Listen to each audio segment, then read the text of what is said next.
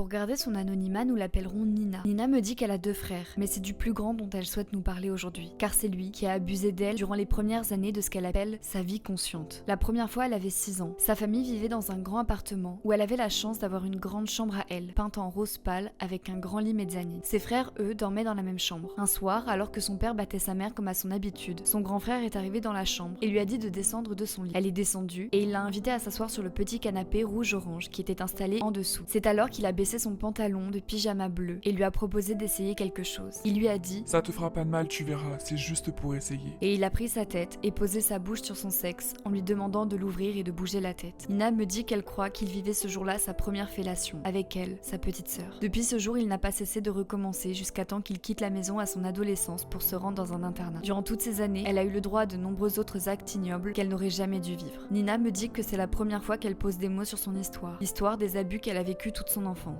Elle me dit qu'elle n'a jamais eu la force et le courage d'en parler à qui que ce soit, mais qu'aujourd'hui elle a besoin de le crier, de le hurler, et elle croit que la manière dont je raconte les histoires des gens est la meilleure façon pour elle de sortir cette tache noire qui se trouve au fond de son cœur et de son âme. Nina, merci infiniment pour ton courage, pour tes mots et ta confiance. Sache que tu n'es pas seule et que nous on te croit, on te soutient de tout notre cœur. Ici tu es cru, entendu et reconnu. Ce que ton frère t'a fait vivre est totalement interdit et grave. N'oublie jamais que si tu as besoin de parler ou de crier, nous sommes là pour t'écouter et t'aider à élever ta voix.